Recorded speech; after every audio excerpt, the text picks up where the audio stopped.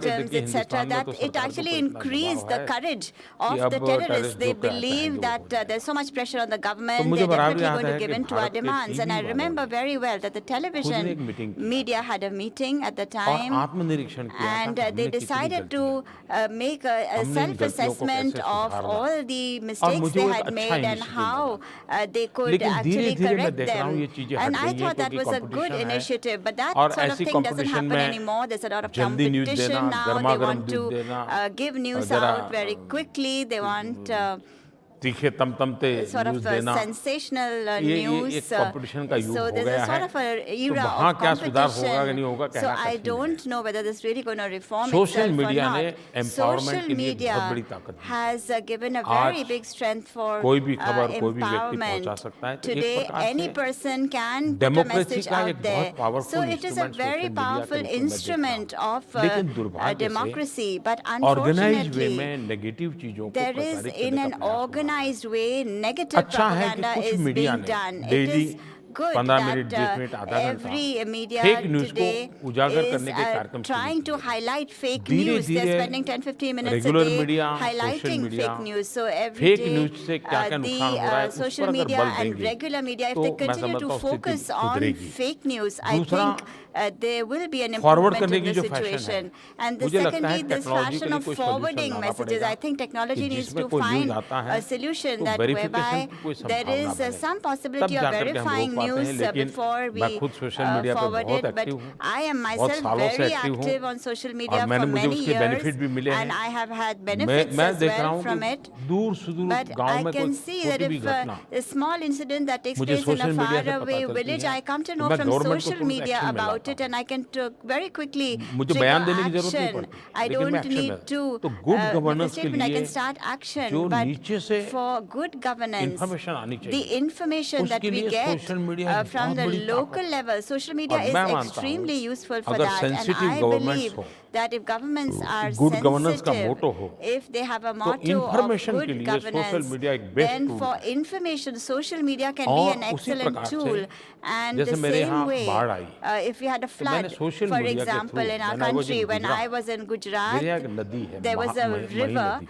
There's a river there वहाँ 5 साल in में एक बार बाढ़ Gujarat, आती है and once in 5 years there is a लेकिन flood. एक बार But once एक साल में 5 बार बाढ़ there आई was 5 और floods in a government single machinery year, भी थक and the जाए government लेकिन machinery मेरे पास kind of social was media unable का to network cope. But I had the social तो media मैं मैसेजिंग network, करता था and I तब तो used लैंग्वेज में to हमारे send मैसेजिंग की सुविधा messages उतनी नहीं out. थी We didn't really तो have मैं the रोमन लिपि में ही ability to Gujarati send message देता messages था in very और languages. आप So I हैरान used हो to use जाएंगे Roman कि एक साल characters में to 5 बार send बाढ़ messages आई in Gujarati. एक There was भी पशु नहीं मरा single एक in भी a single नागरिक year नहीं we मरा had 5 प्रॉपर्टी का नुकसान floods. जरूर हुआ There was some लेकिन damage हम to लोगों को बचा property, पाए but we and did that was not just with the lose help a of social single media person, and we did not इसलिए मैं lose a मानता single हूँ कि animal, good governance के and लिए therefore this was social through media को social media. positive So I उपयोग think किया जा that for सकता है। good governance, social media can be used in a very अगर एक positive नेता के manner. रूप में आप So कहते as हैं a एक leader, सरकार के मुखिया के if रूप में you कहते हैं say तो मैं सोशल मीडिया को गुड गवर्नेंस का एक believe अच्छा that हथियार के social रूप में media उपयोग can be करने के used as पक्ष an में हूँ। excellent और tool मैं of उसकी good पूरी governance, कोशिश कर and रहा हूँ। I am doing a lot in this area as well. Mr. Prime Minister, our scheduler keeps flashing us a message saying we're out of time,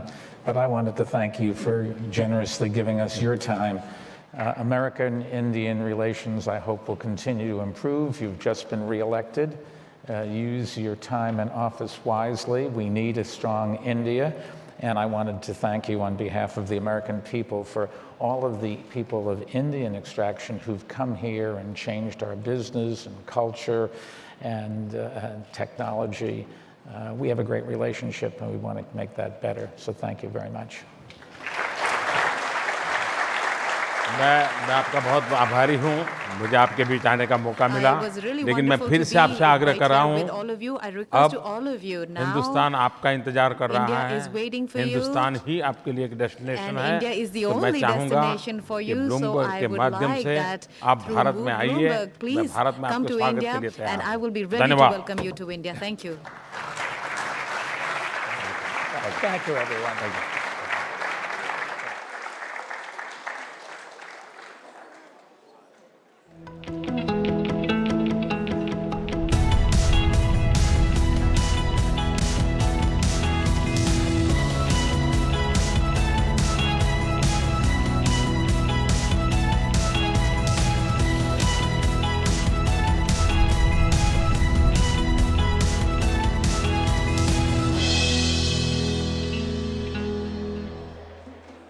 Please turn your attention to the video screens for a special message from Secretary General of the United Nations, Antonio Guterres. I am very pleased to address the forum. And I want to thank my special envoy, Michael Bloomberg, for his leadership and commitment to climate action. You meet at a pivotal moment. We must tackle the climate emergency with far more ambition. We need a global transition to a carbon-neutral economy, starting with the phasing out of coal from our financial and energy systems. And we must shift taxation from income to carbon. This is essential for building stability around the world. The United Nations, governments, businesses, civil society must work together. This is a race we can and must win. Thank you.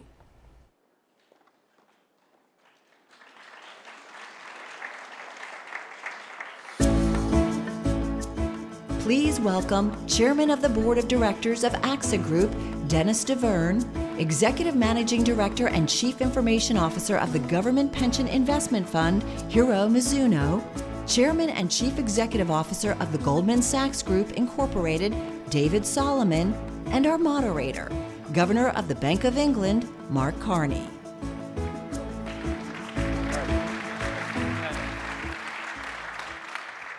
Okay. Morning, everybody.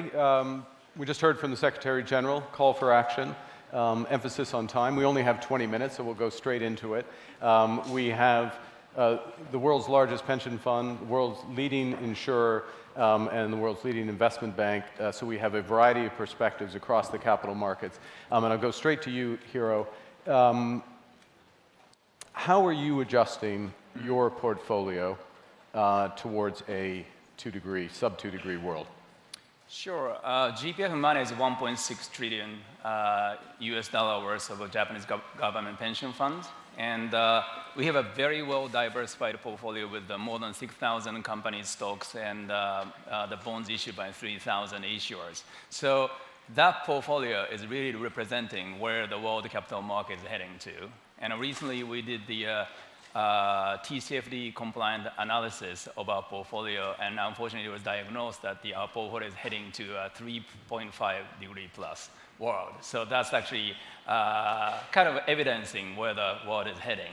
So in our portfolio, we have 50% in equity and 50% in fixed income. So for equity portfolio, we are shifting gradually, well, actually not more than gradually, our index from the traditional market cap weight index to ESG themes, including carbon efficient index. So we have mobilized roughly like a $40 billion investment from the traditional index to ESG or carbon efficient index. And also we have joined the investors group initiative, a group engagement program called the Climate Action 100+. To have the engagement with the portfolio company which has heavy, the carbon-intensive industry. So given our portfolio, which is really representing the global capital market, all those things we are doing is not really trying to make our portfolio look better, but by doing that, we are trying to affect the whole market. So the index has been a very convenient tool for us, a very effective tool, than trying to find here and there the carbon less incentive or like less intense or renewable energy investment. And for the fixed income portfolio, it's been a bit slow, the market to pick up, how to, align the fixed income portfolio. So we did a great study with the World Bank Group, how to integrate environment factors into fixed income, and we started investing into the green bond.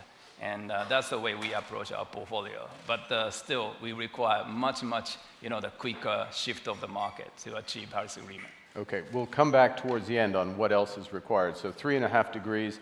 Denis, for AXA? Yes, as you know, we've been involved in the TCFD as a vice chair, and this was a great initiative. And since then, we've looked at the warming potential of our portfolio. And when we look at a reference portfolio based on our asset allocation, the warming potential of the portfolio is 3.7 degrees. Our own portfolio is well below that, but still significantly above 2 degrees. We hold a portfolio of 550 billion euros. And of that, we have 80% of bond, and with that, 50% is government bonds. And when we look at government bond portfolio, if we buy US treasuries, the warming potential is 5.5 degrees. If we buy German or Japanese bonds, the warming potential is 3.5 degrees. If we buy French bonds, it's 1.9. So the vast majority of sovereign assets are above 2 degrees. Yeah. And on the corporate side, we do the same analysis. I think it's important that we move in that direction, but we cannot just on our own get to a below 2 degree portfolio. We invest as Hero, we invest in green bonds, but there is not, at this point, not enough issuance of green bonds. We have more green corporate bonds than green sovereign bonds because the landscape is not going fast enough in that direction. Amazing. Yeah, so I just re-emphasize the sovereign point, which is, as an insurance company, you do liability-driven investing, or at least part of it, and the sovereign portfolio by itself biases your portfolio well above 2 degrees.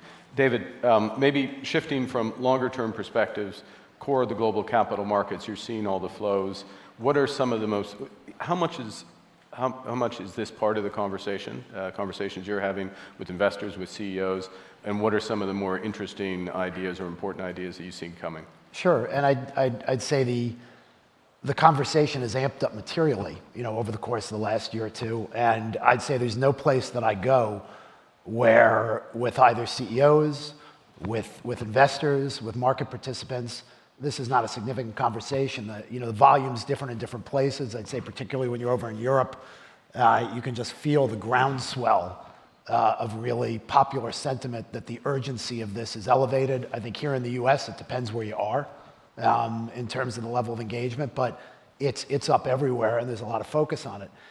I think the interesting thing that we wrestle with is from a capital markets perspective and the availability of capital, it's still relatively niche in terms of where it operates. So there's been a big growth in green bonds over the course of time, significant. Last year, about $250 billion of issuance of green or sustainability linked bonds. But that's very, very small. It's 1%, of kind of capital markets activity. It's very, very small. And so the question is, how do you find things that more mainstream this into the capital markets? And I think one of the big issues, green bonds are terrific, but one of the issues is that green bonds segregate capital. So you're raising capital that has to be ring-fenced or segregated, in a certain way. We just did something that I think is directionally the course of travel for NL. We issued a sustainable goal bond that basically was a general corporate purpose bond where the proceeds of the bond could be used for any activity, but they have set certain renewable goals, and if they meet those renewable goals over the next 3 years, the cost of that bond will be less than if they don't meet those goals. So they've gone out publicly, they've stated the goals, and we raised $1.5 billion in that context.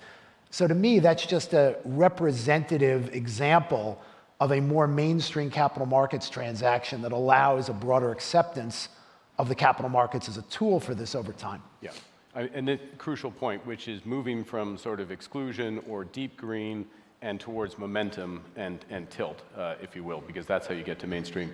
One of the mainstream initiatives, you both mentioned it briefly, I think we should salute Mike Bloomberg on the TCFD, getting that going.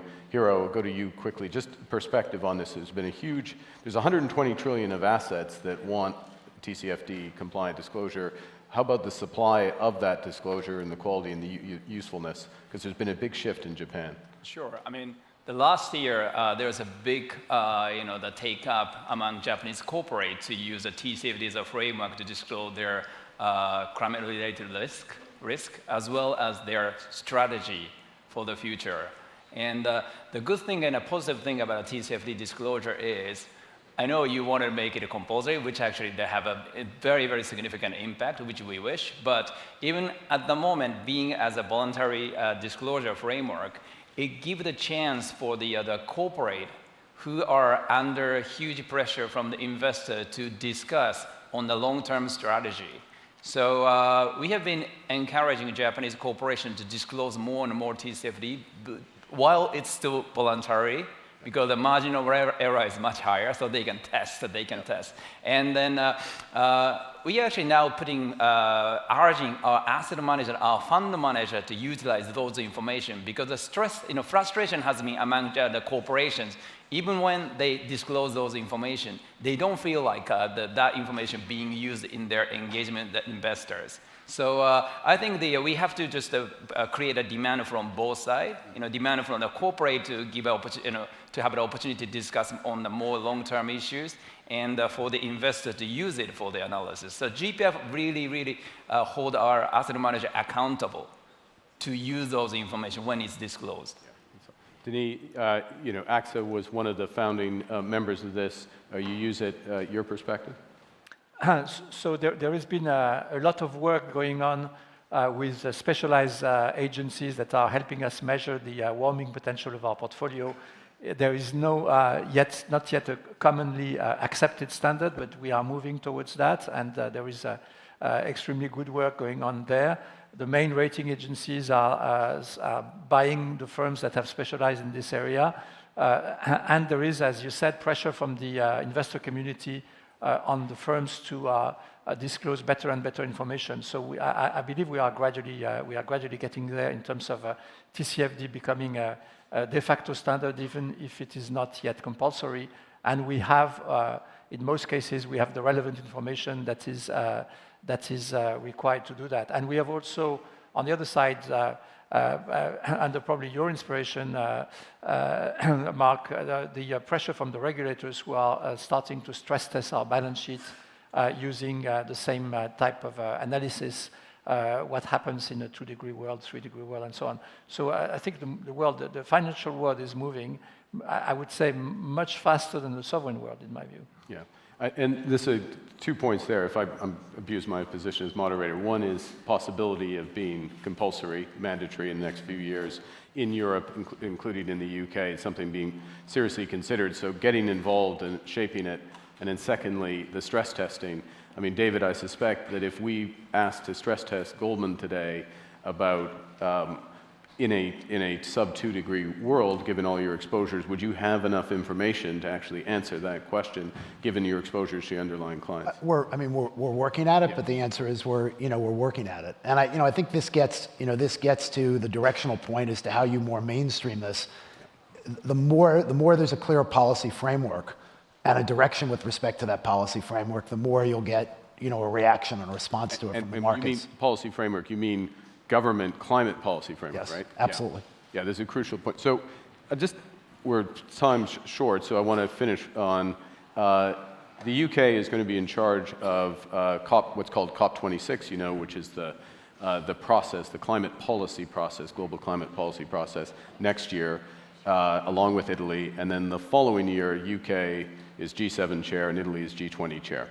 One of the obvious focuses would be what needs to be done to advance mainstreaming and aligning private capital flows to a 2-degree world, sub 2-degree world. And you've all thought a lot about this, and you participated in an important report that I think is coming out today, the CFLI. Thoughts, 1 or 2 things that the UK should focus on for private capital flow alignment? Hiro? Well, I think this report, we really discuss a lot that what really has been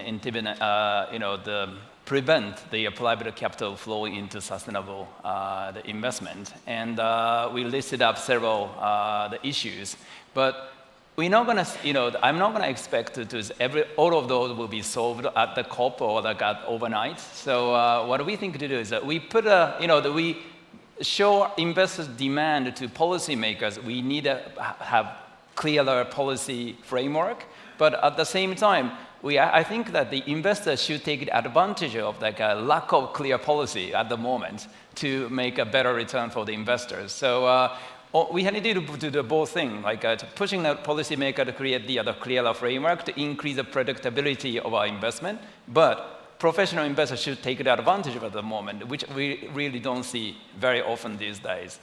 There's a first mover advantage, didn't it? Yeah. The report talked a lot about infrastructure investments in emerging markets. And for regulated companies like insurance companies, it's not easy because there is a currency risk on top of political risk, and those countries are not necessarily well rated. we need more public-private partnership in that space, so that the pension funds and the insurance companies can work with the multilateral development banks, and multilateral development banks should be able to sell their mature portfolios rather than ask for more capital in order to make room for the private investors in that space. That's one area. A second area, which is important in my view, is that there needs to be more pressure on the sovereigns. And I believe that the IMF needs to incorporate climate analysis in its analysis of the resilience of countries, and that would probably make the way for a better alignment between the private capital and the public capital. Yeah, and bring forward some of those infrastructure investments for those sovereigns that are going to save money in the future. I should just reference quickly that you are chair of the IDF, which is looking to close that protection gap of the causes, the impact of climate change in these environments. David? There's not a lot I can add to that. I'd emphasize what Hero had said. I think there are opportunities to be creative, and I compliment what GPIF is doing. For example, they've got a portfolio. We manage a portfolio of Japanese equities for them that has what's called a carbon tilt, where obviously they're trying over time, while still tracking the index, to bring down the carbon exposure, but to not disinvest. And it's a creative way to make progress, to move in a direction that I think we all have to move in. So I think there's a lot of latitude to be creative and find ways to move in the direction. Fundamentally, I'll go back to a clearer long-term policy framework will create the commercial incentives, pressure on governments. As Denis is saying, when you get to the emerging markets, I think the multilateral development banks are very important because you don't have the capital formation there to support what we're talking about, and so you need help. And so those are things I would emphasize. I think it's a great place to end. I mean, there's a lot of momentum. You've got longer-term capital. You've got the core of the system, and a system that will pull forward adjustment if there's that credibility that from the policymakers, the climate policymakers. That's absolutely. Look. Perfect. We're on schedule. Let it be said. We're on schedule. Well Perfect. navigated. Right. Well done. Well done, Well Mark. done. Please welcome Chief Executive Officer of Global Banking and Markets, HSBC, Samir Asaf. Chief Executive Officer of Enel, Francesco Starace. Chief Executive Officer of Allianz Global Investors, Andreas Uterman. Chief Executive Officer of the Macquarie Group, Shimara Wickramanayaka. And our moderator, former Managing Director of the International Monetary Fund and incoming President of the European Central Bank, Madame Christine Lagarde.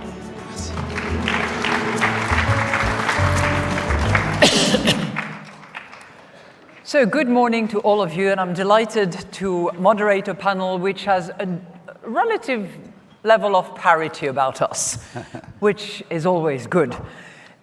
Before we head into the discussion, I'm delighted to welcome something that will be on screen, which is a film that was made by a woman, which has to do with the topic of our panel, the need for renewable energy at scale. And it will tell you the story of a young female entrepreneur who helped create a solar power startup in Lagos, Nigeria.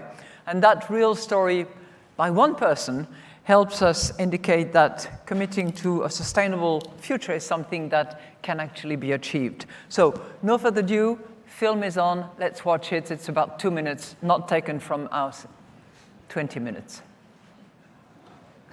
We dreamt of helping transform Nigeria, and I made that dream come true.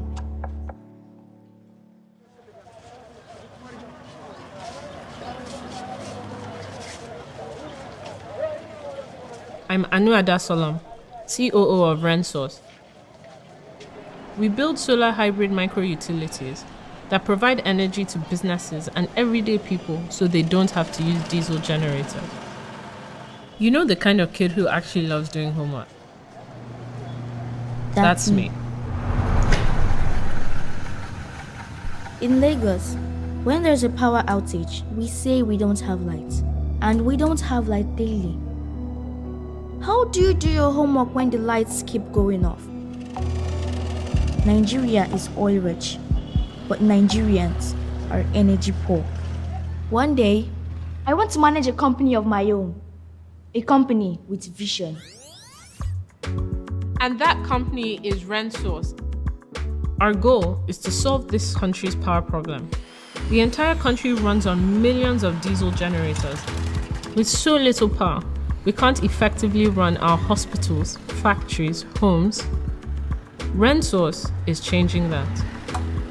In just 4 years, we powered 10,000 small and medium enterprises. My dream is to have a green and thriving economy with reliable power and clean air. And that dream almost came true. Look at us now. Everyday people went back to the old wasteful way of getting power from fossil fuels, and governments were not able to shift quickly enough to clean options. The south of our country, filthy from oil, has no more fish. The air is toxic from gas flaring. So many dreams for nothing. But it doesn't have to be. I can still hear the voice of the girl who dreamed of transforming Nigeria. And I can imagine the voice of the woman if we fail. We must not fail.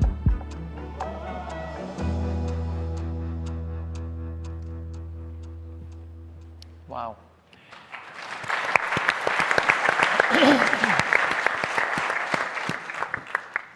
Okay, bouncing from that really moving film. We have here 4 of the great and the goods of finance and energy coming from all corners of the world and all people with a big heart and the determination to do good. Currently, about $354 billion are invested in renewable energy. Only 13% of that invested in emerging markets, not including China. What's the matter? What's missing? How do we scale? What are the hurdles? This is what we want to extract from these fantastic people. I'll start with you, Samir. You're leading the charge in one of the largest banks in the world. You want to do good. You want to generate return. You know how to evaluate risks. What is missing so that we can scale up and address those issues? Well, thank you, Madame Lagarde. It's a very important topic for actually all of us, our children, but as well our economies. Emerging markets, by the United Nations report, need almost 2.5 to 3 trillion per year. That's investments. At least 6 times what I've just mentioned. Exactly. And in emerging markets, it's even more. So we see the gap still between what is needed to help developing and emerging market transition to a low carbon energy versus what we are doing now. So what we need is focus on how do we scale up what we are doing now. So it is only mainly a question of scale. And in my view, to scale up what we are doing today, we should be working much more closely, the private sector and the public sector, providing the financing needed. I think that there is a lot of finance available. What is needed is how do we organize ourselves? Private sector will probably provide most of the debt, and the public sector, is it the international banks, the development banks, or the national development banks would need to provide the guarantees or the equities that de-risk the private sector in this approach. Okay, so if I get it, the public takes the risks and the private takes the profit. Well, it's a bit more subtle than that. I'm sure it is. In the sense that the public sector needs just to put the guarantees, that allows the private sector to go, and you pay for that. You pay the price for that guarantee. And we will pay the price, and everyone is ready to pay the price, and no one would. It's not philanthropy. It's really for profit, but for profit for all. Okay, so public-private cooperation de-risking a portion of the project, and then the scaling is possible. Francesco, I know that you are moving into a new financial construction, and you address that issue partly. Can you tell us a bit more about your transition bond? Yes. And jump on anything that Samir has mentioned. What Samir said is absolutely right. Maybe we should also be aware that the amount of investment money available for this kind of endeavor is really large, much larger than what is needed. Actually, there is an excess of offering from the market. The question is how to channel it, how to vehicle this investment. And so far, of course, debt market is there, and the bond market has been active only on green bonds, basically. Nothing wrong with green bonds, but green bonds have been a very useful tool so far. It's still there. But there's not enough of it. But let's say that they are cumbersome. It's a tool that has its own complexities, and not all companies can afford the complexities, not all investors want to bother with them. So it's a little bit of a limited vehicle. So we started to see what can be done, and we worked around this market and launched this bond that was issued a couple of weeks ago. It's not a specific bond for that investment or that investment. It's a $1.5 billion bond in the US bond market, linked to the company reaching certain goals of renewable capacity by year 2021. A discount on the commercial bond market because it is a less risky proposition if we grow renewables. And of course, an increase in the interest we pay if we don't meet this goal. So you have an incentive to meet the goals. Yes, of course it's a pretty simple mechanism if you look at it that way. I'm surprised that there's been such a big, but that. The amount of interest that this bond has raised is a testimony of the fact that there is a lot of investors looking for this kind of tools. You will be looking at similar bonds coming up. SDGs are important because they provide the metrics. So you put the metrics. Can I annoy you on this issue of metrics? Because I know that you are very keen on the measurements and the metrics. I'm an engineer, yeah. Yeah, fantastic. We have not a financial person, but an engineer, even better. Yeah. Do we have proliferation of indicators and metrics and measurement systems, and how do we combine them? How do we arrive at enough coordination so that it can be reliable and used by all? I think sustainability is a fuzzy word, yeah. Right? So it's not like credit, although credit has also been used in a fuzzy way in some instances. But sustainability is really complex to put your arms around it. So a lot of effort is being put on sustainability rating, rankings, all kinds of metrics.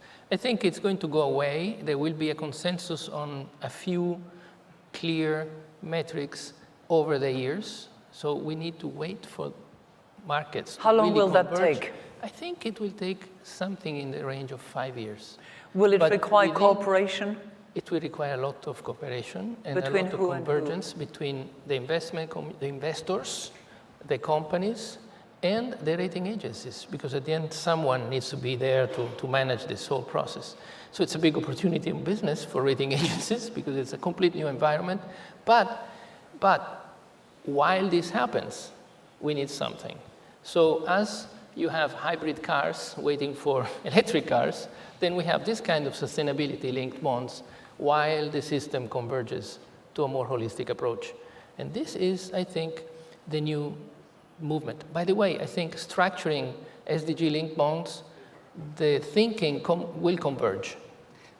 Can you, please. Standardization is a key factor to scale up. Standardization means principle, disclosure, taxonomy, and then rating agencies involved. Are they these rating agencies or new rating agencies involved? I hear what you say, but equally, the standardization, when you have to measure on almost a country-by-country, sector-by-sector basis, Because while you might decide that an investment in electric cars is great, if the electricity is produced by coal in a particular country, it's not going to be that great in terms of rating. So that's the role of taxonomy. True, but taxonomies is going to have to be really granular and go down into sector, countries, and very specifically. So, Andreas, I want to go back to my question. What's missing between the 354 billion, meager, relative to the 10 times what's needed in emerging markets? I mean, I agree very much with what Samir said earlier, which is we need a greater level of cooperation between the public and the private sector. I don't think it's about the public sector making all the profits. It's more about the ability to the public sector to really bring leverage to the table, and that's really going to close the gap between the demand and what's currently being supplied. But picking up on this topic of collaboration, I think what the CFLI has brought to the table, really for the first time, and under the inspirational leadership of Michael Bloomberg here, is to get companies that typically compete quite fiercely in the marketplace, all of us here in the previous panel, to actually work together for 9 months and beyond and come up with joint solutions to tackle these problems. And that's really innovative. And I don't think that in my company, without this impetus and without the pressure that came from that, we would have been able to announce today the launch of our impact fund, which is the first impact fund for European investors, which is a blended vehicle. And that's really, I think, innovative, and that's going to bring us a hell of a lot further down the road in the next 2 or 3 years. I think this is just the start of this cooperation between large organizations to bring this to the table. What is impact fund? 1 minute. An impact fund is a vehicle that can invest in debt or equity instruments that is particularly targeted at, for example, fulfilling some of the SDGs of the UN, but particularly measuring the impact that the investment has, typically decarbonization or reducing pollution or poverty or the like. To your earlier point, this is where the measurement and the statistics and the data become very important. And I think the engagement by the asset owners and asset managers with those organizations, be they public or private sector, will become critical in the next few years. I don't think standardization per se is going to be the answer. It's going to be an iterative process. So who are you accountable to in terms of these objectives that are set? Well, we're accountable to our own moral standards and to following the lead of the UN SDGs, but ultimately also the asset owners who entrust us with their money. And they often have very different and diverse aims.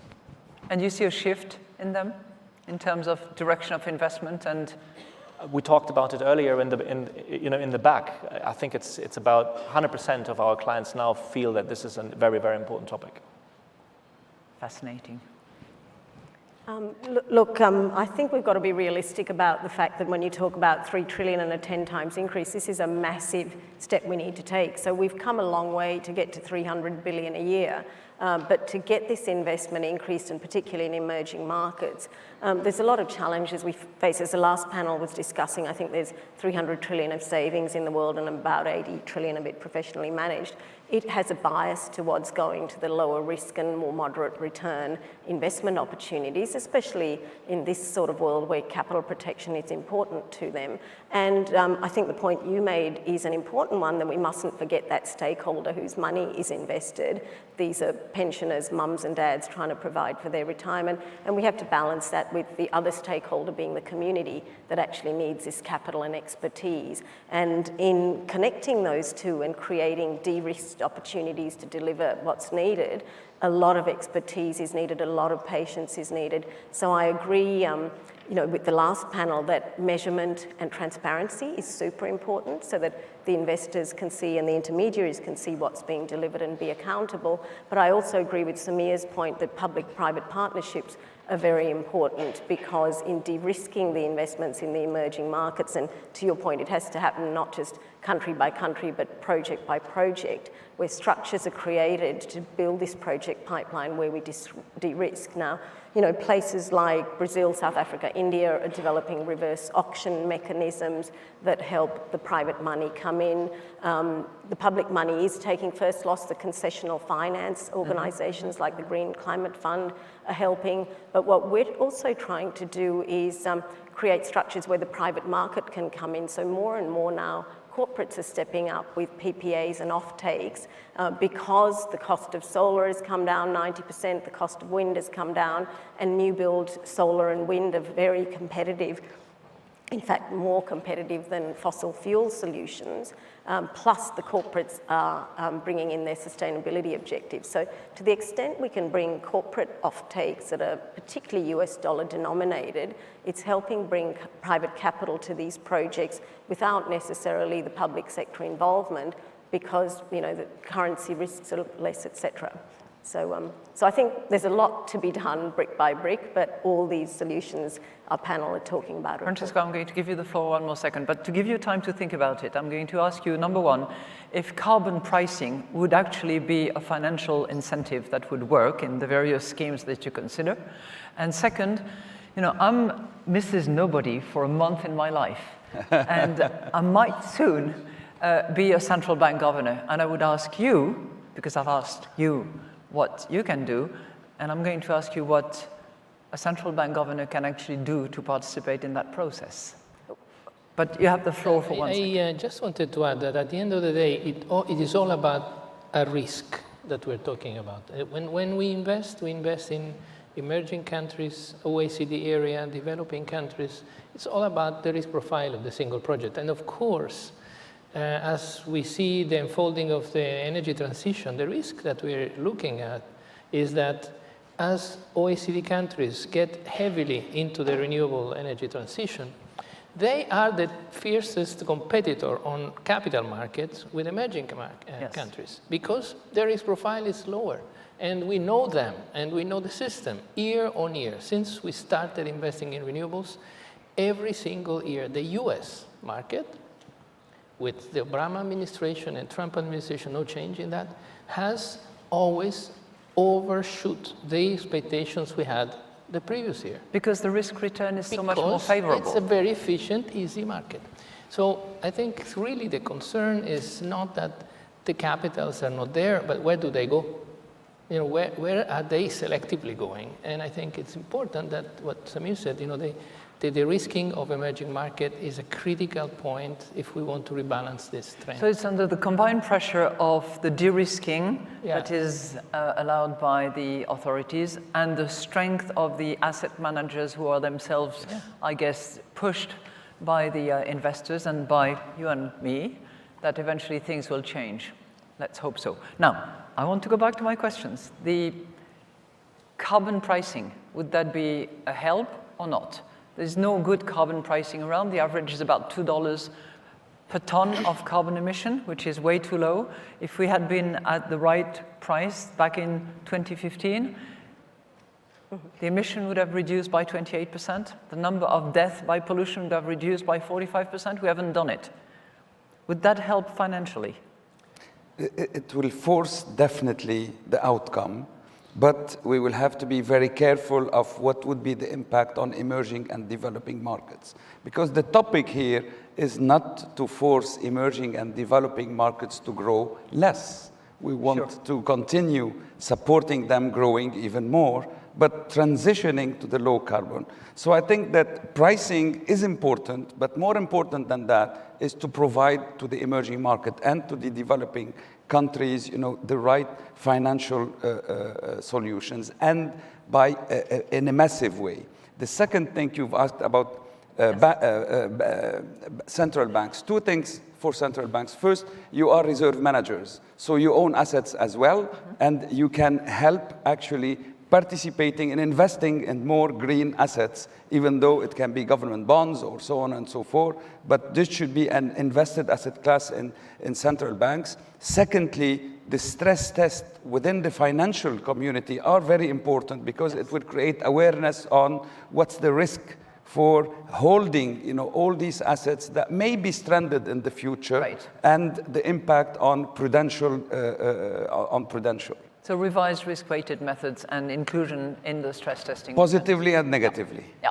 You know, maybe I can add that more than the carbon market, which definitely help, one should look at reducing the incentives to fossil fuels that still exist in many parts of the world. And then there is an added complexity that imagine that you have carbon pricing on a country that has heavily subsidized fossil fuels. How can they cope with this contradiction?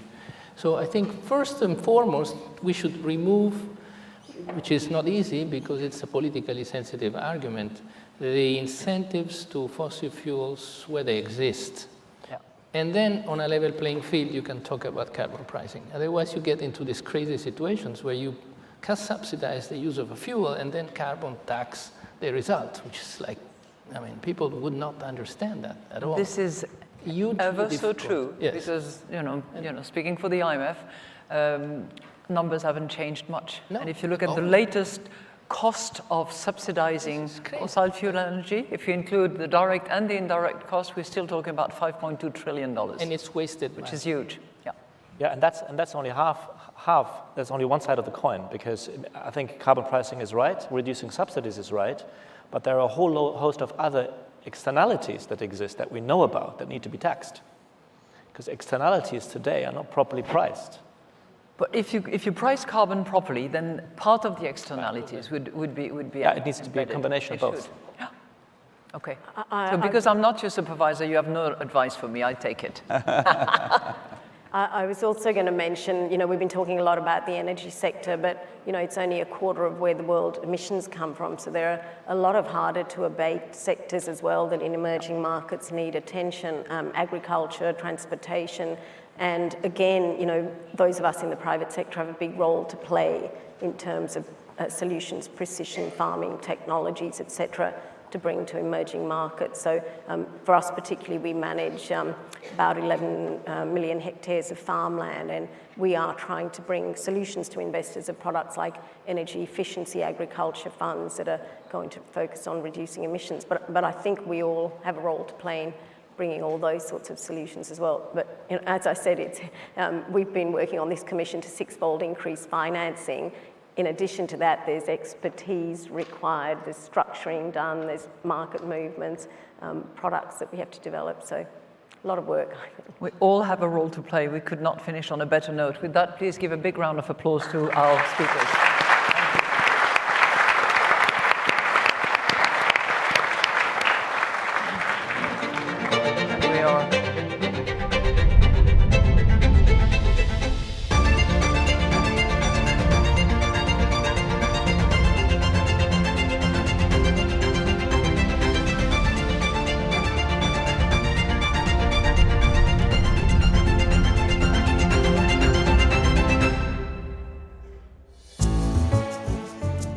Please welcome Chairman and Chief Executive Officer of the Walt Disney Company, Bob Iger. Chairman and Chief Executive Officer of JP Morgan Chase, Jamie Dimon. And our moderator, anchor at Bloomberg Television, Francine Lacroix.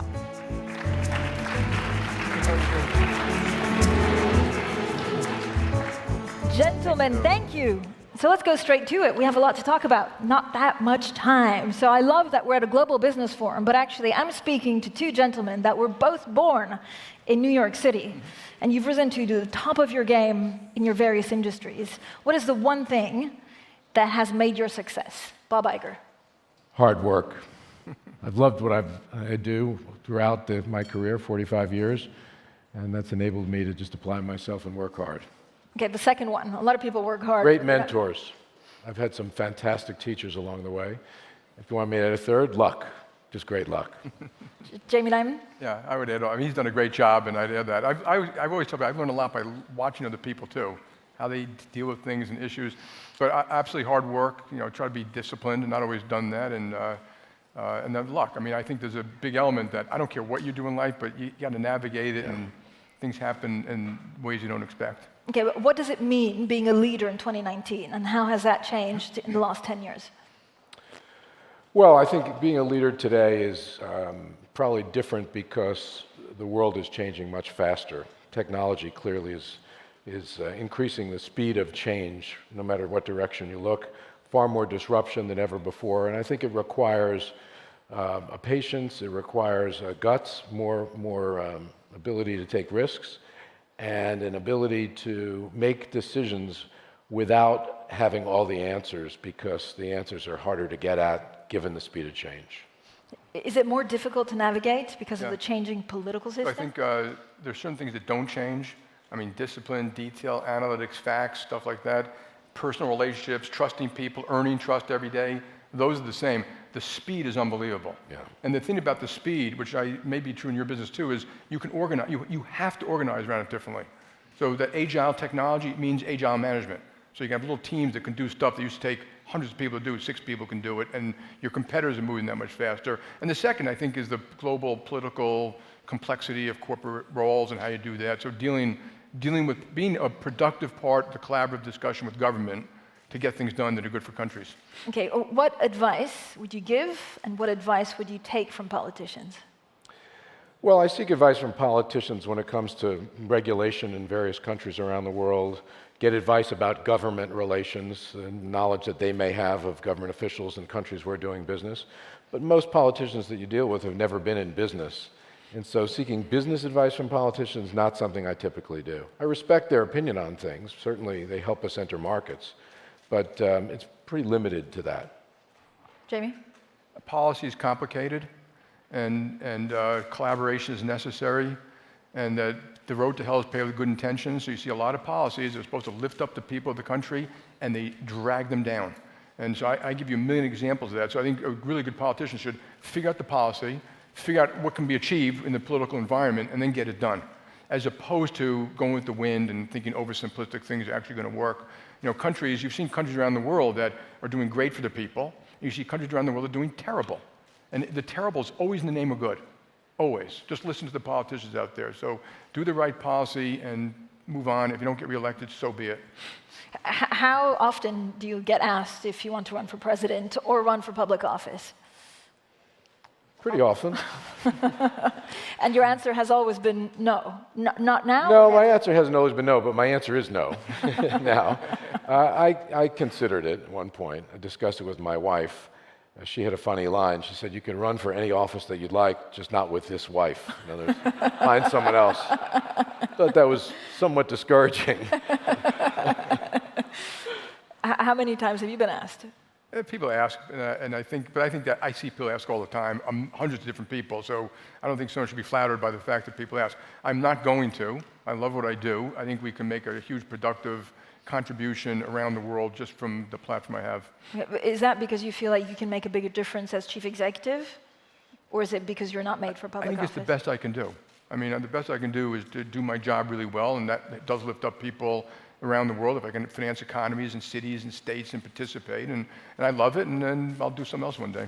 Is there a vacuum left by politics and politicians that chief executives must fill? I hope not. I hope not. I don't think there's anything wrong with a chief executive going into politics. But no, I don't think it's about a vacuum that has to be filled. I think, by the way, the world needs great leaders, and I think our political system, at least in the United States, is not designed right now to necessarily develop great leaders or to encourage more people to seek public office. It just is far more difficult. Now, I've never been in it, but from what I observe, it's far more difficult to run for office today than ever before. And if you do it as a sitting CEO, it's virtually impossible. You can't run your company and run for office at the same time. Yeah, I would say there's probably an overlap of skills between a CEO and a good politician, but it's not a complete overlap. And that you're basically getting into a ring, which is far more complicated than you've ever dealt with before in the political ring. So you're going to see a lot of CEOs, they try it, and it's a dismal failure because they didn't have that other part of the skills. And a lot of people, you learn the retail political skills is a skill. To get out there and talk to people and listen to everything and take questions at town halls. And I wouldn't expect every CEO to be good at something like that. The other thing that's obvious to me is that as a CEO, you can exhort your people to communicate with one another, to collaborate with one another, to trust one another. You get into an elected office, and it's almost impossible to get that from the people you need to get it from. And so it makes it much harder to be productive. And as CEOs, we're used to being productive. That's how we get graded. I'm not sure politicians or elected officials necessarily get graded on productivity. It's almost not expected of them at this point, which is not necessarily a great place for us to be. Can I just add to that? Yep. I think every political organization, I'm talking about the agencies, the departments, and I'd say around the world, owes the citizens, you gave me this money for A, B, and C, and not input, what did you accomplish? Because we spend $4 trillion a year, and I don't see a lot of people evaluating what we spend it on and did we get it. I mean, it's easy to say we should do more, but as we all know, broken systems, you can have all the money you want at broken systems, and they still are broken, and they just suck up more money. But you have no to return on invested capital. You ever hear of Exactly. ROIC of a politician or an elected official? Right. But you have to be popular as a politician. Do you have to be popular as a chief executive? You have to be what? Popular. Do people have to like you? No, I don't think you have to be liked. I think you have to be respected. I think it goes a long way. I think you have to be appreciated. It's not a popularity contest. I think if you try to run a popularity contest, then you don't make the tough decisions, and that's difficult. I think you have to be fair and known as someone that is fair and accessible and communicative, and there are a number of things that are critical, but popularity is not one of them. You don't have to be liked. You just need No, to I get the totally results. agree with what Bob just said, yeah. Respected. Respected. Bob Iger, you have a new book out. What did you learn about yourself writing it? My shameless plug for my book. I wrote a book about being And I want to sign copies. I will sign a copy. And I was CEO of the Walt Disney Company about 15 years. I call it a ride of a lifetime. It's been a really interesting experience for me, and the company has been transformed during my time because of a lot of our acquisitions in a world that is changing so fast. And a company that was founded in 1923, maintaining its relevance in today's world. In terms of what I learned about myself, I learned that I obviously have persistence to last 45 years at a company and a business. And again, what we talked about earlier, the value of hard work and mentorship and luck. You talk about going to China to also do and sign some of the parks. How long do you think it will, take for China to retrust the U.S. again, given the trade war?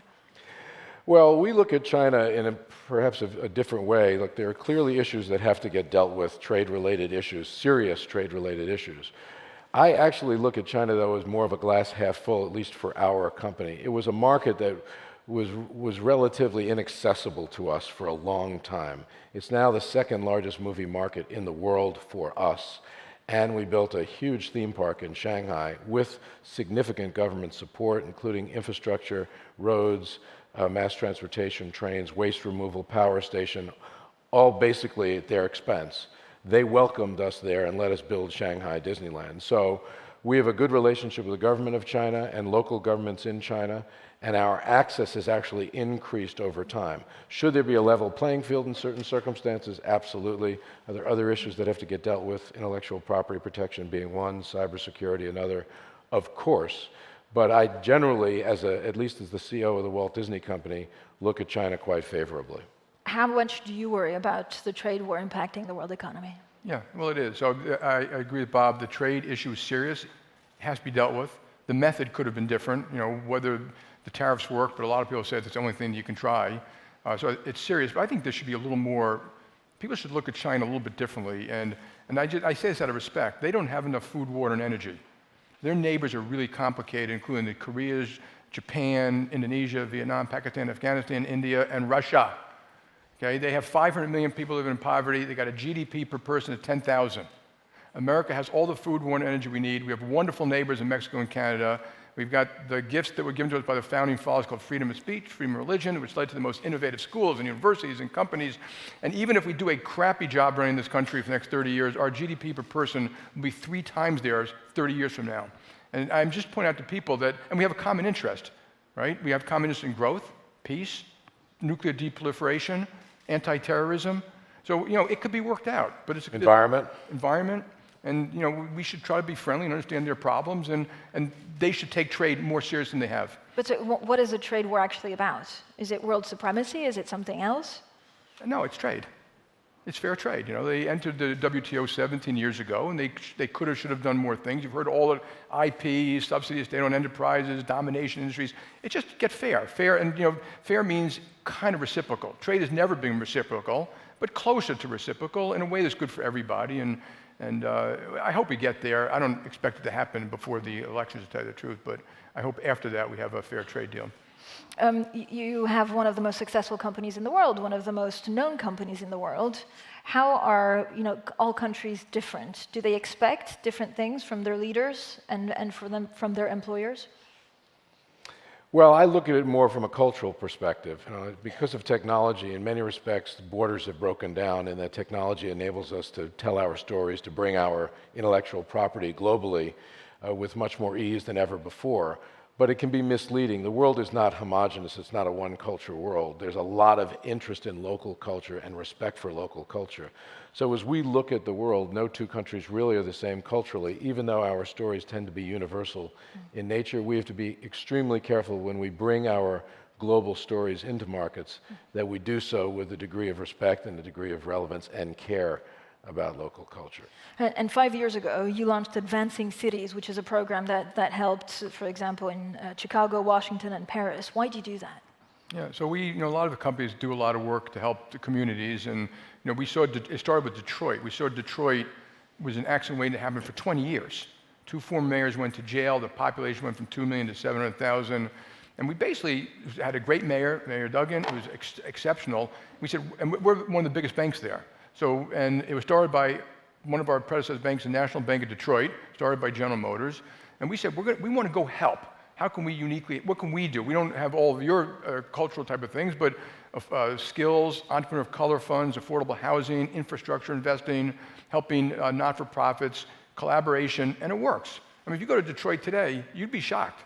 It's working, it's turning, and I think we should make Detroit an example of America at its best, not America at its worst. Talk to me about how you want to be remembered at the company when you leave the company, both of you. Maybe we'll start with Bob What was the Iger. question? Say it again? What you want to be remembered for. Oh, Right. well, I inherited a company that was founded almost 100 years ago.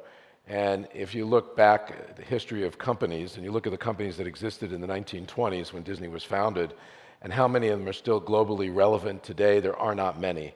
So more than anything, maintaining Disney's presence in the world as a positive force in this world.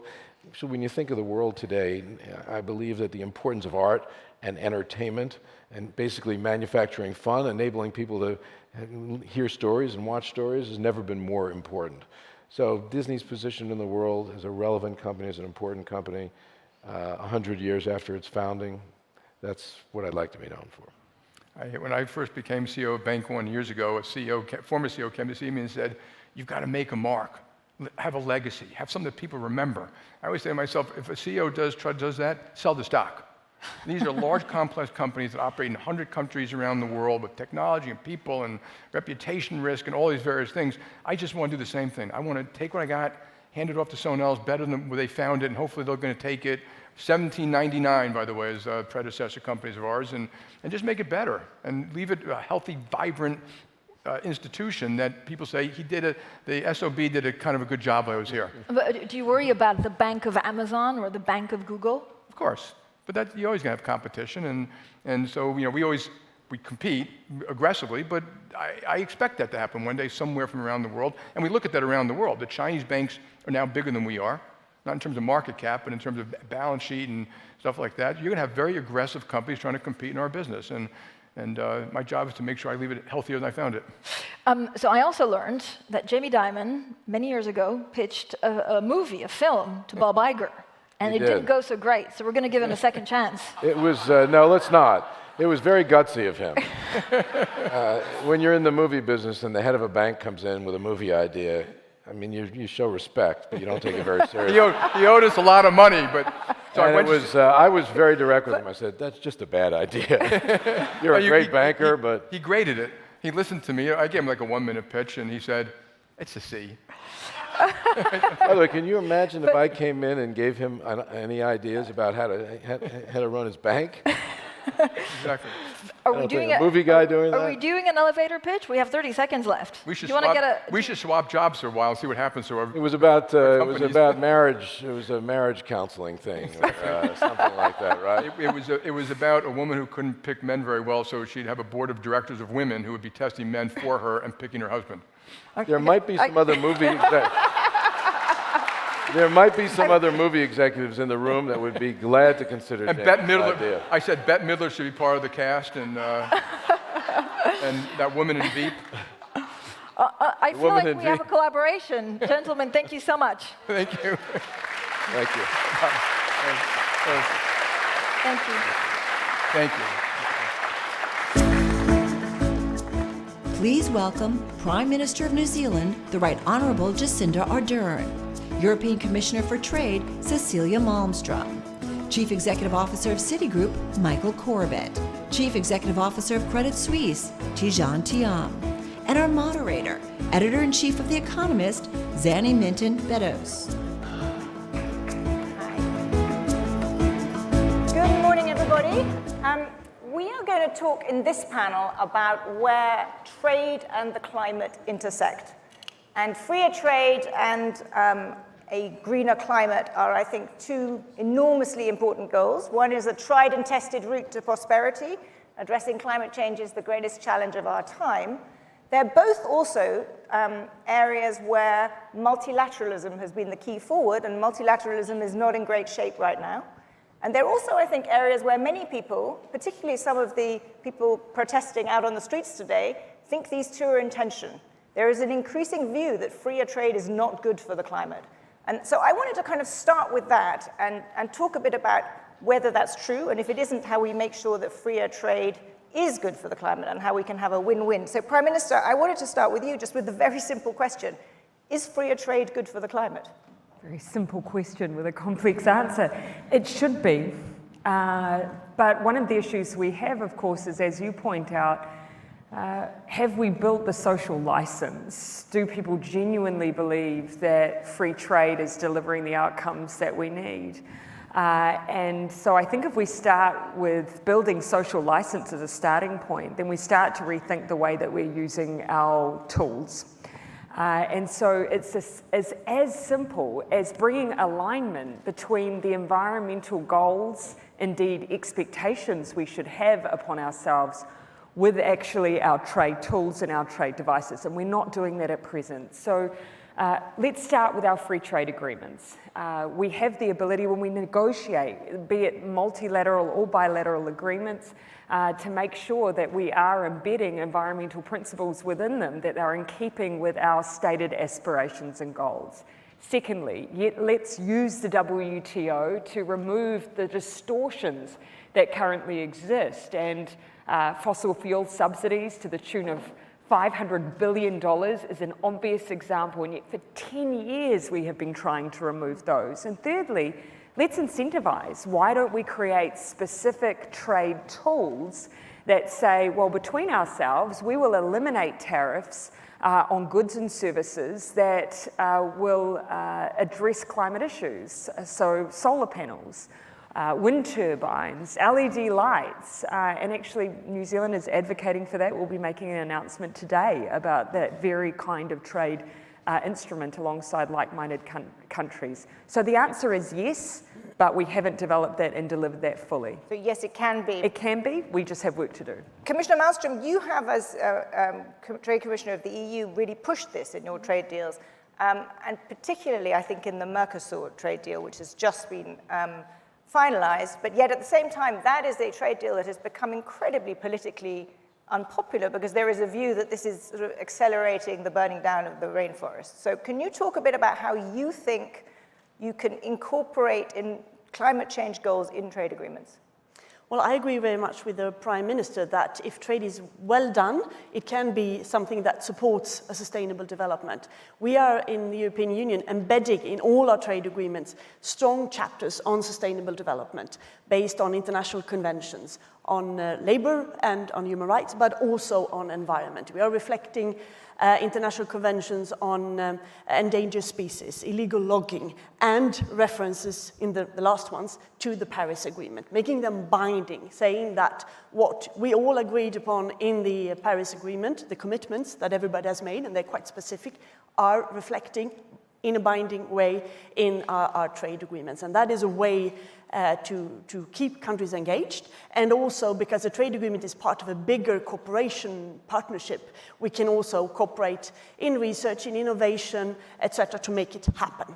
And the Mercosur agreement has been very much criticized lately because of the fires in Amazon, which is of course extremely worrying because they are the lungs of the planet, but you cannot accuse the Mercosur agreement of causing that. The Mercosur agreement just was politically agreed in June. It hasn't entered into force yet. It will take another 2 years at least before it entered into force. It's not translated yet. It's not legally scrubbed. So it's still time to go. But we think that is a way to, for instance, keep Brazil and others in the climate agreement and make sure that they live up to what they have promised there. So just to be clear on that, that means there is a linkage between a trade agreement and the climate agreement. So if a country has a trade agreement with the EU, it can't then leave the Paris Agreement. No, and that is why we cannot right now have a comprehensive trade agreement with the US. Because the US is, the US would basically have to commit to Paris Agreement before it could have a comprehensive trade agreement with the EU. True. I'm going to come back onto more of that tariff stuff, but I want to bring our two financiers in here, our two bankers, and the comment you made earlier about fossil fuel subsidies. And I think that's one of the most distorted parts of the world economy, is the fact that we still subsidize fossil fuels. We also don't have enough money going to green technologies on the financing side. We talked about that on earlier panels. Do the two of you think that how much would the financial flows change if you actually got rid of fossil fuel subsidies? Would that change? If we got rid of what? Got rid of fossil fuel subsidies. If you actually made serious progress there, would that dramatically affect the allocation of capital that you would give to those industries? Tidjane. So you said the impact of eliminating fossil fuel subsidies on trade patterns. Look, I think that process is underway anyway. The world economy is moving. When you talk to the oil and gas sector, this is a sector where we're very active as Credit Suisse, that dialogue is now at the CEO level, how to transition from the model we have to a more efficient and a cleaner model. So there's a lot of work being done on that, good dialogue, and I think it's moving in the right direction. Now, it's a bit difficult to predict the direct impact on trade. What I think is that all those efforts are going to produce better quality growth and more sustainable growth, which will then in turn lead to better quality trade, if you wish. Because if you think about the impact of climate change, particularly on the poor countries, the vulnerable countries, you really need to change the way people operate. For instance, the lack of access to energy is one of the key causes of destruction of the environment in all those countries. Absolutely, but if I can almost ask the same question to you, Mike, if you manage to get rid of these subsidies, would that change the environment dramatically for the kinds of things that you would finance? Because there's a lot of talk about green bonds, there's a lot of talk about pushing capital towards renewables, but would you have a bigger impact if you actually got rid of subsidies? Well, I think one of the big things that would likely come out of it is today, what we see in the world in some ways is there's fear around this nexus of trade and climate. And what I mean by that is that while globalization has been great and trade has lifted hundreds of millions of people out of poverty, there's the other side of that around the protectionism of people having lost jobs. And I think as people then conflate climate into that and subsidies into that, I fear that people pull back and move slower at those than they otherwise would. So one, I think it would be great to do that, and I think we would see some shifts, right? Because again, you just look at what's going on between the US and China. We've seen trade routes realign, manufacturing realign very quickly. So I think as subsidies went, prices changed, you would see manufacturers, you'd see demanders of goods and services realigning against that quickly. Are you going to be pushing for that as part of your focus on, greener, the financial sector's role in assisting efforts to combat climate change? Will you be loudly pushing for reduced subsidies for fossil fuels? Go on. Short answer, yes, but not loudly, but pushing, yes. Because we tend to think that, anyway, lobbying and pushing is more effective if it's done not too loud a manner. And that's what we do with the companies we finance. We engage constructively with them to get them to change, and we find that more effective often than noise. I wanted to turn, because we've got very little time left, to another not uncontroversial subject, which is the use of carbon tariffs.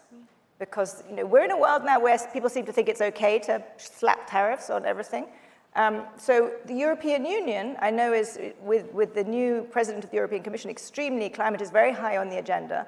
And there are increasing calls for, well, maybe we have to introduce carbon adjustment tariffs in the European Union. If other people aren't going to pull their weight and we're going to do more, then let's introduce those. Do you think that's likely to happen, Commissioner? And would it be a good thing for the global trading system?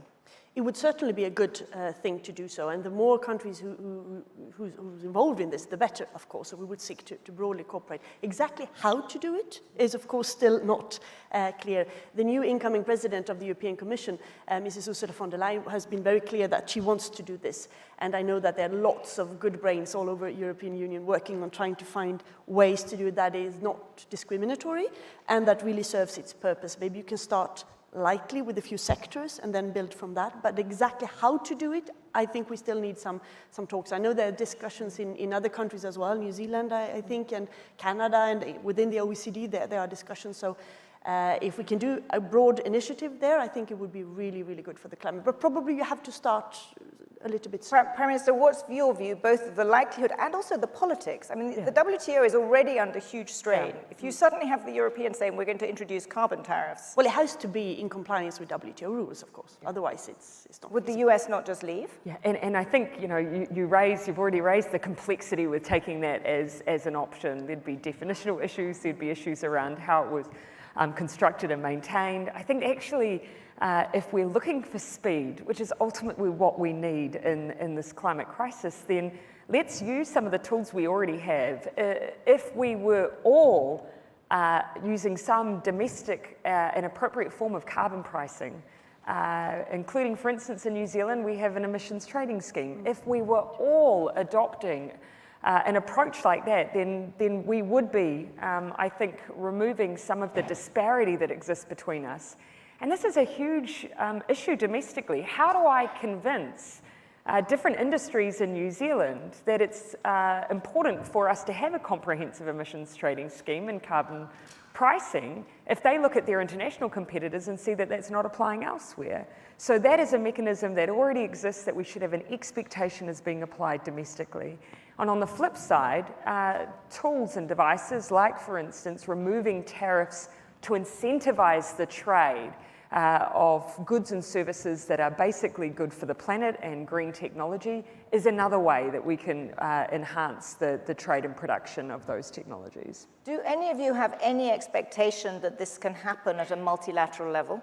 That we can actually see progress at the WTO, or is this going to be enlightened countries? Perhaps one of the reasons we're creating a device that you know, we are seeking other countries to sign on to, but we've started small and we will grow that device, is because obviously, although ultimately we are working very hard to try and support, uphold and maintain the WTO as an institution, we also operate in reality right now. We've got to keep moving in spite of that.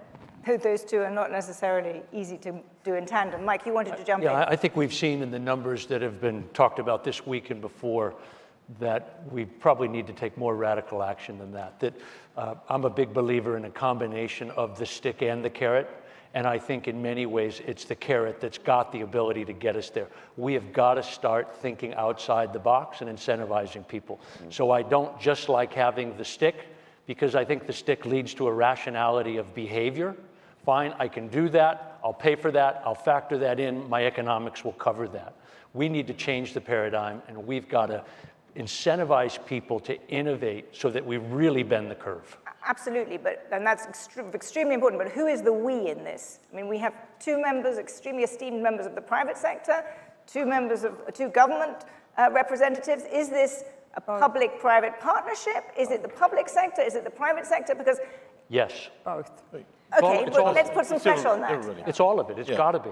Has to be. You know, when you think about where we are today, you think about what's going on, in many ways, I would describe the way we're going that in different directions. I would argue that the business leaders that I meet with, City's approach, certain Tijan's approach, is it's the tone from the top, and we're driving it, and we're putting pronouncements, and we're putting markers out there. And the rest of the organization follows us. I would argue from the public sector is kind of coming at this from a groundswell perspective, or more as a groundswell perspective, and the leaders are kind of coming after and understanding that. And you can see in the numbers here this week of, you know, we don't have unanimity amongst big parts of governments in terms of the direction we're headed. I think if you get business in a room, you would find much closer alignment. And I think the tone from the top of saying, we're going to take this. We don't know exactly how we're going to get there, but we're going to figure it out. I think really at the top, both in the private and the public sector, you get the awareness and the desire to move in that direction. And one thing that's clear is the clients. When I think about our clients who in the end drive your business, drive my business, most of them are global. They are multi-region, multi-trade regions, if you wish, and they think about the world as one place. And as we accompany them, we invest with them, I think things will get better. But absolutely, those partnerships are essential to have, if you wish, the right conditions for the world economy to thrive. I think there's no other option. So all of that is very upbeat, and I hope you do all get together and do that. But one concern is, are you running out of time in the court of public opinion? Because if you see the people who have the energy, who are bringing the focus on the need to act on the climate, they do think that trade is a bad idea and that it is bad for the climate. And how do you change that narrative? How do you bring these two together so that the climate activists don't think that it's a bad thing? Commissioner. Well, we have actually tried to engage with them in the European Union, with the climate activists, with environmental organizations, consumer organizations, trade unions, others who might have critical views on that. Try to listen to them, to engage them in the negotiations, take their advice, and make them a sort of permanent advisory group to what we do in trade negotiations. Open up so they can see what we're doing, but also listening to their advice and knowledge and see how we can include that in our trade agreements. Trade cannot solve all the problems of the world, but it can be a factor if it's well done. And trade is also about trading environmentally friendly goods, and that I fully agree that should be much cheaper and easier. It's also about changing ideas and innovation and pooling resources when it comes to research and new technologies. Right. And isolating and closing the doors will definitely not help the climate. Prime Minister? No, please. Yeah, time is running out in the court of public opinion because time is running out for us to address climate change. So I think it's right that they hold our feet to the fire. But on trade, actually, one of the issues we've had is that it's become really a tool for blame. Actually, we have to start taking some domestic ownership. If the trade agreements were not delivering greater equality, greater reduction of the income divide between the well-off and the poor in our countries, our own domestic policies have to answer that question as well. And the same, I would say, for environmental policy. Trade cannot carry the brunt of the blame, but it can actually provide some of the answers. We have to negotiate, though, agreements that are gold standard agreements, and we're looking to do that between New Zealand and the EU and the FTA we're currently trying to negotiate. The more that we do that, the more we will bring people with us, but it should never, ever be used as a tool for blame. We have to take some ownership. We have very little time. Very important point on that. I think it's vital to acknowledge the negative effects of trade. Too often, people like us who are pro-trade say, well, the benefits outweigh the downsides. That's not sufficient as an answer, and that's what the activists are saying. We need to have explicit answers to the negative effects, not just saying that the positive effects outweigh them. And I think that's really a central point. I had plenty of other questions, but we are running out of time. Thank you. That was incredibly a good discussion. Thank you very much.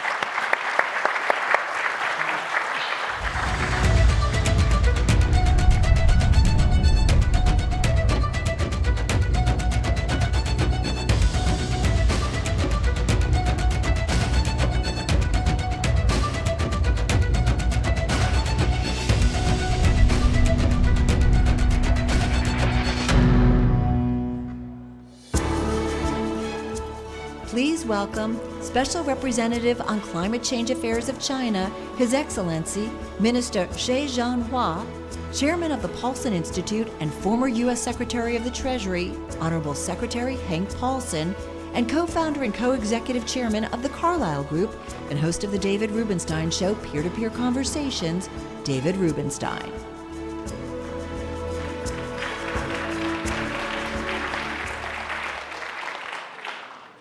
Secretary Paulson, most former secretaries of Treasury, when they leave the job as Secretary of Treasury, they go back into the finance world, or they go into it if they hadn't already been into it, or the investment world, the money-making world.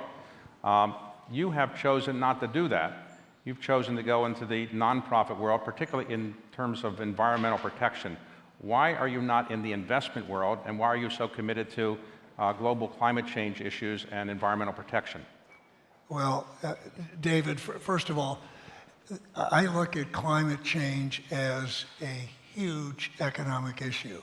It is by far the most formidable, catastrophic, absolutely certain risk that to our economic security and our social security and our social stability. And the reason why I go to China so much, and the reason why the Paulson Institute is focused on China, is this relationship is incredibly important, the U.S.-China relationship. And China's leadership on climate change is absolutely essential, because just the math, I mean, China is so big, and its emissions are double that of the U.S. and Europe combined.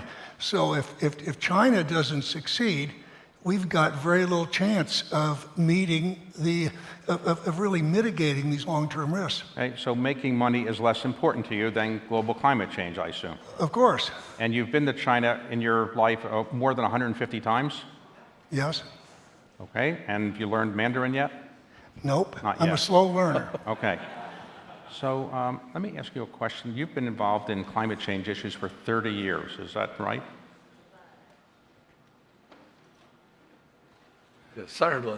Yes, very long time. And you were here at the climate change summit that the UN held, and did anything get accomplished there of note? I have been to the UN negotiation for 13 years, but then the major achievement was actually the Paris Protocol, and so that we hope that globally that we can achieve on certain goals for the climate change, and we establish a certain framework for it. Okay. For both of you, generally there's a presumption that the greater economic growth, the worse it might be for the economy. Is it your view, Secretary Paulson, that if economy grows at a very high percentage, it necessarily means there's going to be more emissions, and that's not a good thing? Obviously, you want less emissions, but the biggest issue we're facing today is really weak growth. And in times when there are weak economies, often what you see is the environment gets shortchanged. And that is something that is really very perverse, because what it does is it increases the economic burdens in the short term and leads to real significant problems. Well, let's suppose I'm an investor and I care less about climate change than maybe you do, but I want to invest in climate change things so I can want to make a lot of money. So are there good things in which I can invest that are going to help the climate but also make me a high rate of return? Oh, there are many, many things. And David, even in the short term, particularly for an economy like China's, where there's great room for energy efficiency, there are some immediate opportunities to realize very big savings by investing in technologies to conserve energy. Some real opportunities. We've seen I've looked at studies which show that the environmental opportunity in terms of the size of the market in China is a $1 trillion opportunity in terms of environmental goods and services. And I would echo something that the last panelist said, which I think is very important. When I was Treasury Secretary, I pushed very hard to eliminate the tariffs on environmental goods and services. And this would be a win for the economy, a win for the environment, and it's something both of our countries should work on together. Is China meeting its requirements under the Paris Climate Change Accord?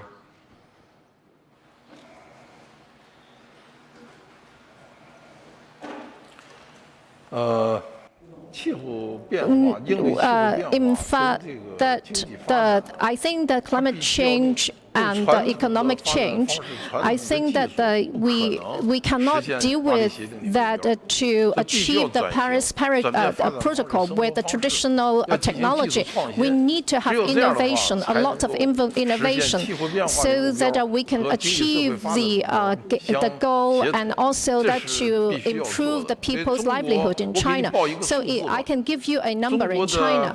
China from 2005 to 2018, 单位 GDP 的二氧化碳的排放降低了the CO2 emissions 但是我们的 per 经济 unit 呢 of 增长了 GDP 3倍 actually has 我们减少了 declined 2.7万 40% to 人的 45%. 贫困 But the thing is that 而 we 且呢 have lived 我们 the 通过这个 millions 节 of 约 tens 能 of 源 millions of 提高 people 能源的 out 利 of 用效率 poverty.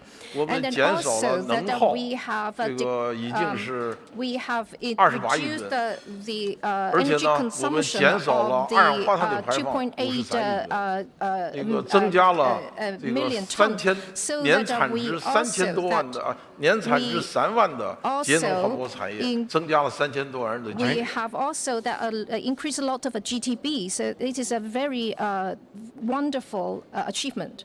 Is China's main focus on reducing its emissions or in getting other countries to reduce their emissions? In other words, your position is to focus on other countries' emissions or China's emissions, and you think China is making real progress in reducing its emissions? 我们还是要首先把自己的 But 事 of 情 course, 做好。 we need to deal with 所以 our 我 own 们确 affairs 定了 first. 中国应对 Last 气候 year, 变化的 that 目 we 标。 have already 我们现在 rectified 2020 our 年 aim. 确定的目 Last 标， year, 我们已经 that 提前2 in 年实现了。我们现 2030, 在 that 进一步 we 的来转变我 need 们的 to 发展方式， increase 要走 our 绿色、低碳、 reduction 循环发 of 展的 the 这种道路。最后 emission 呢， per 我们 unit 追 of 求 our 的目 GDP 标是 to 应对气 60候变 to 化的目标实现 65%. 了，我 And 们经 then 济 we 发展 have 的目标 achieved 实 our 现 goal, 了， then of 这 course 个 that we 环 can 境质量的 realize 改善 and 也要 our 实现。 economic 另外呢， growth, 人民的生活水平也 our 要提高 purpose,。and then people's livelihood would generally grow, and that is our general purpose. Hank, you've been an advocate for China to use and other countries to use green bonds and green finance. Is that right? Yeah. Yeah, so let me talk about China and their goals, as I see it, because I think this is very important. I think they've made amazing progress in dealing with the immediate, very visible priorities of cleaning up the air, water, and soil. So that is huge. I think it's really important that they not let up on their efforts to reduce emissions. And so what we've seen is emissions declined in 2014 to 2016. In 2018, they grew at 2.3%. They grew at 2017. So I think continuing the focus, not just on the environmental issues, but on reducing carbon emissions is very important. Now, in terms of green bonds, I think it's pretty impressive because what you've seen is this effort to clean up the environment is one of President Xi's top 3 priorities. And so he's put a big push behind it. It costs $1 trillion a year in China. The government can put in 15%. So they need to create vehicles to attract private capital. And they've done a really good job there. Green bonds is an example. They're the second largest issuer of green bonds. Now, First, explain what a green bond is for those who don't know. Yeah, well, I got to tell you, it gets to the next question. A green bond, we don't have a good definition of green bonds. Green bonds are bonds that are used to clean up the environment, to change to a cleaner economy. But for instance, there's no universal definition. And right now, China even classifies some coal plants, clean coal plants, as green bonds. Now they're rethinking that, and I think that's a very good thing. Another way where green bonds is very important is, first of all, China has introduced a number of really exciting financing mechanisms, green financing mechanisms, some involving fintech. So this is a really fertile area. And the thing that I'm focused on right now is President Xi Jinping has said that the Belt and Road needs to have a big green focus. Okay. And the Paulson Institute has worked on developing some principles for financial institutions there. And the reason I emphasize that is because China is the largest, Chinese enterprises are the largest builders of coal plants on the Belt and Road. They finance about 25% of those coal plants. So having really strong standards can make a very big difference because if you look out a few years, the 126 countries on the Belt and Roads will emit as much carbon as China. Well, technically, the United States is still a member of the Paris Accord. How are we doing on our emission standards? Well, I've got to tell you something. Our emissions have been declining pretty nicely in many areas, just because of things that have been done at the subnational level with cities, with companies, in terms of energy efficiency. But I've got to tell you something. Unless the U.S. leads in this area, it's going to be very hard to get other countries to do their part. In China right now, the main decision maker on climate change, is that Xi Jinping? Is it the Politburo? Is it you? Who actually makes the decisions about what China can do?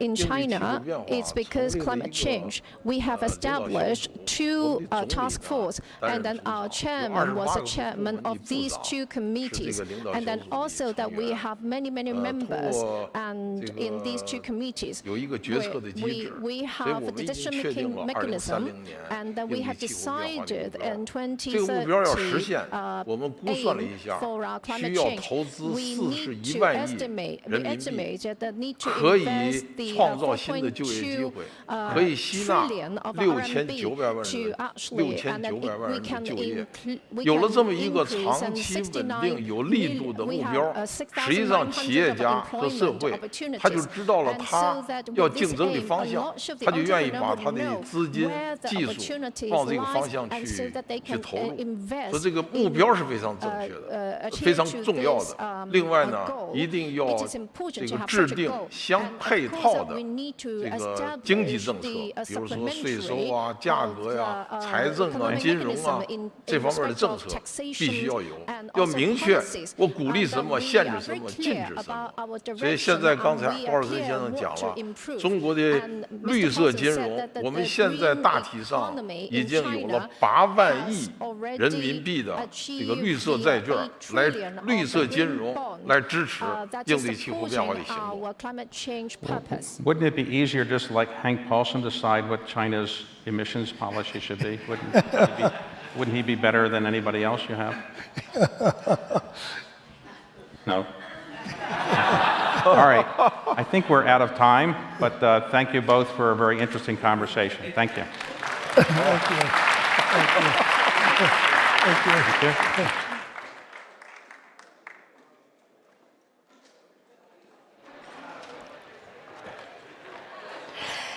I'm Francine Lacroix with stories of people and places working to create stability in an uncertain world. Here is the news of our time.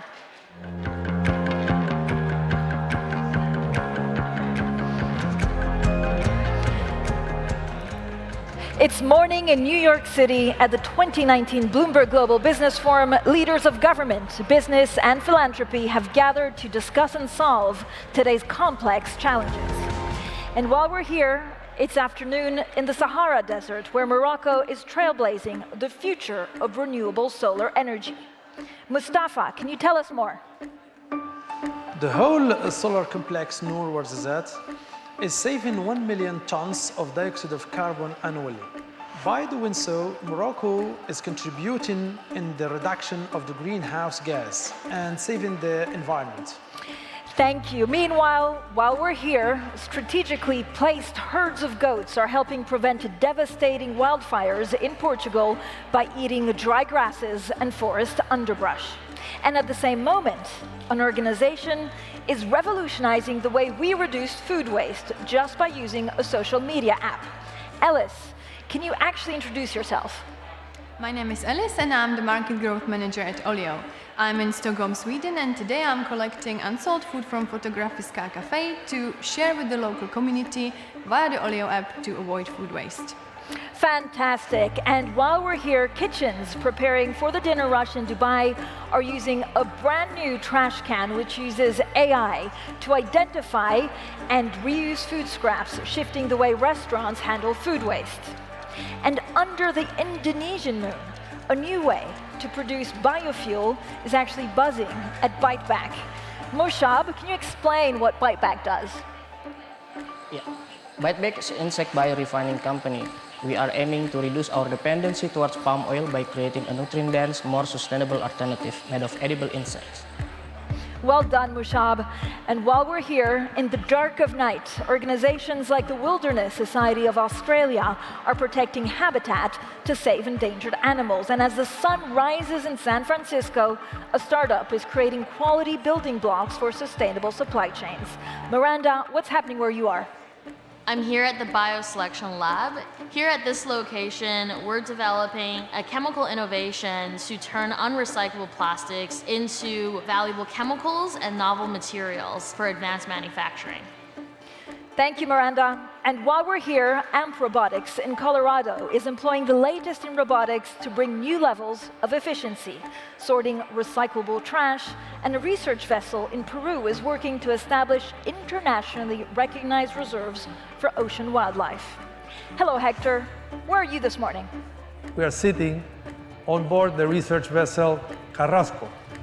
This ship is one of the most advanced ships for research in order to preserve the ecosystems of the Peruvian Ocean.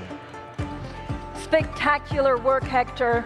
So much going on every minute of every day. Challenges grow, work continues, progress is being made. It's 11:04 in New York City. This has been Francine Lacqua at the Bloomberg Global Business Forum with amazing news of what's happening while we're here.